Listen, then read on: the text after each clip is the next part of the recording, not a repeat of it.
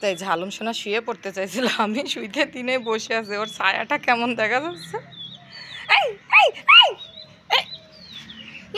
ওঠো ওঠো মা, ওঠো ওঠো ওঠো, তুমি শুয়েও না, শুয়েও না, গায়ে ধুলা লেগে যায় না, পোকা হয়, গায়ে ধুলাবালি লাগলেই ও পোকা মোকা হয়। এই যে মাশাআল্লাহ আমি ছোট ছোট চারা দিয়েছিলাম পুঁই শাকের, তো অনেক সুন্দর হয়েছে। আর এই যে হালুম শোনা কে যেন আসতেছে, তো ওইভাবে দেখতেছে। কে আসছে? ভাইয়া আসছে নাকি? হ্যাঁ ভাইয়া আসছে, ভাইয়ারা দেখি দৌড়াচ্ছে।